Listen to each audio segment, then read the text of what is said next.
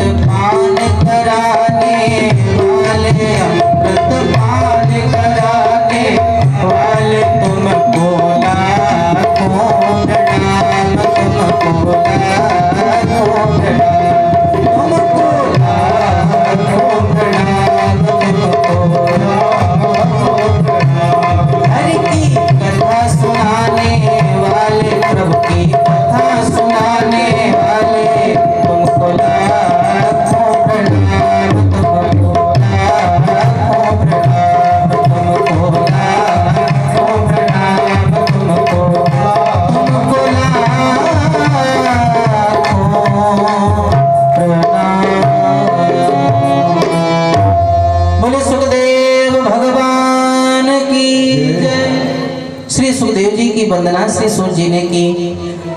सूर्य जी कहते हैं कि आज मैं इस प्रकार इतना प्रसन्न हूँ कि जैसे जब माता पार्वती ने भगवान शंकर से भगवान की कथा सुनने की इच्छा प्रकट की, पूछे रघुपति कथा प्रसंगा,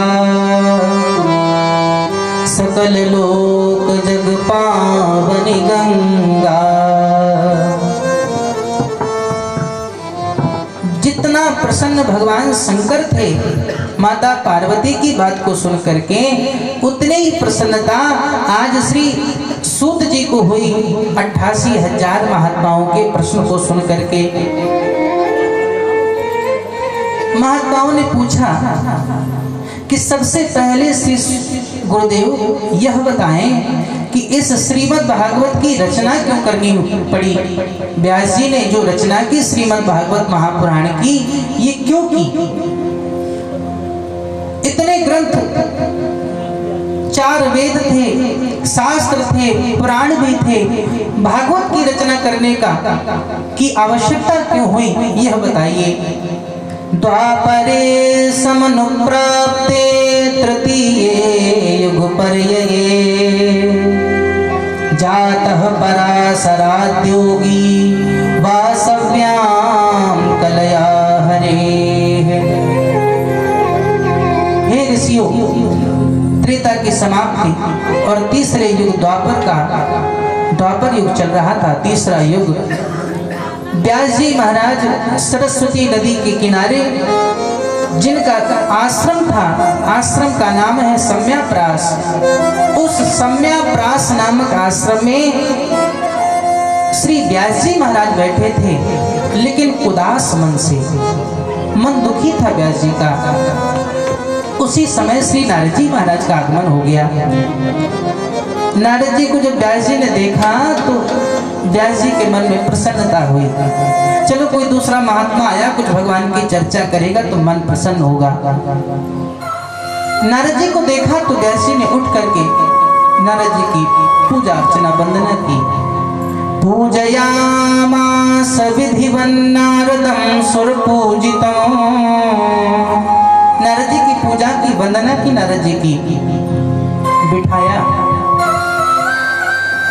नारद जी ने व्यास जी का जैसे ही मुख देखा, नारद जी समझ गए व्यास जी आज आपका मन शांत नहीं है, आपका मन उदास क्यों है आज इतना, क्या चिंता है आपको, हमें बताइए। व्यास जी ने कहा कि नारद जी, मैंने मनुष्यों के कल्याण का एक उपाय खोजा। मैंने सोचा कि ये मनुष्य वेदों का अध्ययन करेंगे। सबसे पहले एक वेद था ऋग्वेद। उस विशाल वेद का अध्ययन कोई नहीं करना चाहता था।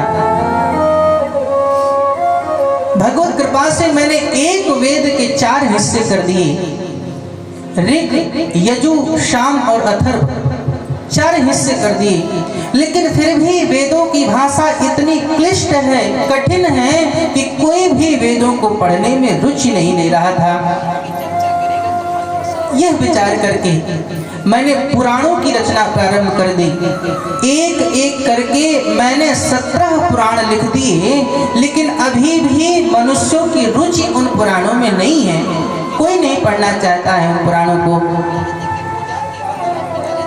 यही सोच करके मेरा मन चिंतित है कि क्या करूं, किस प्रकार से यह जीव भगवत कथा की ओर, भगवत प्राप्ति की ओर उन्मुख हो सके, मुझे समझ में नहीं आ रहा है। नारद जी ने कहा कि बस इतनी सी बात, मैं आपको इसका सरल उपाय बता देता हूं। नारद जी ने कहा कि व्यास जी, सब कुछ आपने पुराणों में लिख दिया, लेकिन अभी भी श्री नंद नंदन का चरित्र शेष है। आपने उसकी व्याख्या कहीं नहीं की, उसका लेखन कहीं नहीं किया। तो एक काम आप करिए कि 4 श्लोक मेरे पिता को प्रसाद स्वरूप में भगवान श्री नारायण ने दिए थे। ब्रह्मा को 4 चतुश्लोकी भागवत भगवान श्री नारायण ने दी थी, सुनाई थी। और नारद जी ने कहा कि वही चतुश्लोकी भागवत मेरे पिता ने कृपा करके मुझे सुनाई। अब मैं वही 4 श्लोक आपको सुना दूं और उन 4 श्लोकों की नंद नंदन के जीवन से परिपूर्ण विशाल व्याख्या कर दीजिए, एक और पुराण की रचना कर दीजिए, जिससे लोग इस पर रुचि रखने लग जाएंगे। नारद जी ने कहा तो सही, लेकिन व्यास जी कहते हैं नारद जी अब एक विशाल ग्रंथ की रचना करने की शक्ति हमें नहीं है, क्योंकि मैंने बहुत पुराण लिखे, सब कुछ लिखा, लेकिन फिर भी कोई फल नहीं मिला। तो अब मेरी हिम्मत नहीं हो रही कि मैं लिखूं, मेरे शरीर में सामर्थ्य नहीं है कि मैं लिखूं। नारद जी ने कहा कि व्यास जी आप जैसा व्यक्ति अगर ऐसी बात करे तो ये कैसे संभव है कोई कार्य। आप कहते हैं कि मैं भगवत कृपा का जीव हूं, मुझ पर भगवान की अत्यंत कृपा है, उसके बाद भी आप पुराण को लिखने से, नंद नंदन के चरित्र को लिखने से कह रहे हैं कि मैं लिख नहीं सकता, क्षमता नहीं है, सामर्थ्य नहीं है, ऐसा कैसे हो सकता है। नारद जी ने कहा कि व्यास जी एक दासी का पुत्र जब श्रेष्ठ पद को प्राप्त हो सकता है भगवत कृपा से, तो आप तो भगवान श्री के अवतार ही हैं, अंशावतार हैं, आप यह सब कार्य क्यों नहीं कर सकते हैं। तो नारद जी ने कहा कि व्यास जी मैं अपने जीवन के बारे में बता दूं आपको। तो नारद जी ने समझाया व्यास जी को, अहम पुरातीत भवे भवम मुने दास्यास्तु कस्याश्चन वेदवादिनां। बोले वृंदावन बिहारी लाल की जय। हरे रामा रामा राम सीता राम राम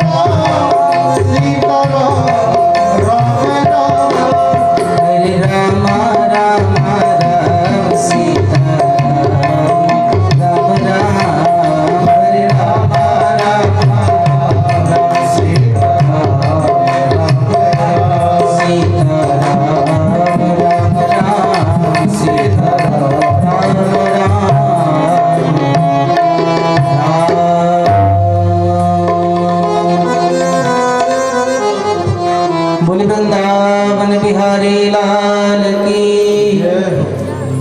नारद जी ने कहा कि व्यास जी अहम पुरातीत भवे भवम मुने। व्यास जी मेरा जो पूर्व जन्म है वो कैसा है जानते हैं। दास्यास्तु कस्याश्चन वेदवादिनां। मैं एक दासी का पुत्र था। एक दासी और ब्राह्मण के संसर्ग से उत्पन्न यह एक बालक जन्मते ही पिता से विछोह हो गया माँ का। छोटे से बालक को लेकर के मेरी माँ यत्र तत्र भटकती हुई भोजन की आस में कि कहीं भोजन मिल जाए। नारद जी ने कहा कि मेरी माँ महात्माओं के आश्रम में गई। मैं छोटा सा बालक था। मेरी माँ ने महात्माओं से प्रार्थना की, विनती की कि महाराज भोजन केवल दे देना, उस भोजन के बदले मैं आप सबकी सेवा करूंगी, आश्रम की साफ सफाई करूंगी, सब करूंगी। महात्मा दयालु थे। महात्माओं ने मेरी माँ को रख लिया। जाओ जाओ स्त्रियों के पास निवास करो, सबकी सेवा करो। और मेरी माँ मुझे लेकर के नित्य प्रति महात्माओं की सेवा करने लगी। एक समय आया करने के लिए कुछ महात्मा उस आश्रम पर आए। महात्माओं का बड़ा कठिन नियम, दिन भर उपवास करते, एक प्रहर भोजन करते, एक समय भोजन करते और दिन भर संकीर्तन कीर्तन चलता रहता। मेरी माँ भी आश्रम के कार्यों से निवृत्त होकर के उस कथा में जाकर के सम्मिलित होती थी, उस प्रवचन में जाकर के सम्मिलित होती थी जिनको महात्मा गाया और सुना करते थे। तो मेरी माँ मुझे भी लेकर के जाती थी, क्योंकि मैं ही एक अकेला उसका छोटा सा बालक था, कहीं इधर उधर न चला जाऊं, इसलिए ममता के कारण मुझे भी अपनी गोद में लेकर के बैठती कथा सुनने के लिए। और मैं छोटा सा बालक जब भगवान की महात्माओं की कथा को सुनता तो मेरा हृदय गदगद होने लग जाता, भगवत कृपा प्राप्त होने लग जाती। और जब शाम के समय महात्मा भोजन पर बैठते, पंगत पर बैठते, तो मैं देखता रहता जब महात्मा भोजन करते, और जैसे ही महात्मा पत्तल छोड़ करके उठते तो मैं जल्दी से जाकर के उनकी पत्तलों पर जो जूठा बचा रहता था उसको जल्दी जल्दी समेट करके खा लेता था। संतों का जो उच्छिष्ट बचा हुआ भोजन है, उस भोजन को महात्माओं की भाषा में शीत प्रसाद कहते हैं। क्या? शीत प्रसाद। आप लोगों ने किसी को जूठा खाते देखा हो या न देखा हो, मैंने देखा है। वृंदावन धाम में पूज्य महाराज श्री का आश्रम है, मलुक पीठ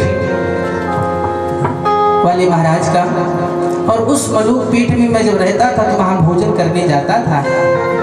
तो वहां भी एक महात्मा को मैंने देखा है कि जब महात्माओं की पंगत जैसे ही उठती तो महात्मा जल्दी से जाते और अपने पात्र में हर पत्तल से थोड़ा थोड़ा भोजन निकाल लेते थे और उस भोजन को प्रसाद स्वरूप में ग्रहण करते होंगे, ये मैंने देखा है। एक बड़ी सुंदर कथा रामचरितमानस के बहुत सुंदर वक्ता, शरीर उनका नहीं है, परम विद्वान भगवत कथा अनुरागी राजेश्वरानंद जी महाराज कहते हैं कि शीत प्रसाद की महिमा क्या है, वो शीत प्रसाद कितना महत्वपूर्ण है। दृष्टांत स्वरूप में कहते हैं कि ब्रज में एक महात्मा रहते थे जिनका नाम था माधव दास जी,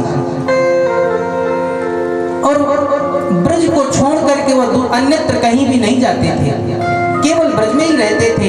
उनका उस ब्रजमंडल से ही, श्री जी से ही केवल प्रेम था। उनका एक ही लक्ष्य था, क्या? लताओं में ब्रज की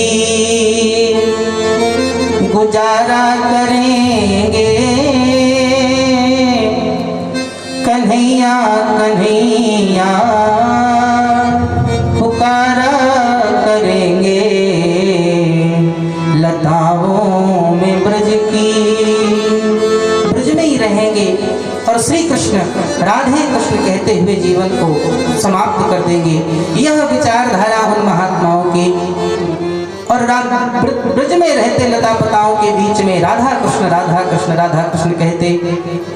और जब भूख लगती तो बगल में ही आश्रम था, आश्रम में पंगत लगती महात्माओं की, और महात्मा जब भोजन करने बैठते हैं तो भी जय जयकार करते हैं, और जब भोजन कर चुकते हैं तो एक साथ उठते हैं तब भी महात्मा जय जयकार करते हैं, जय सीताराम जय सीताराम।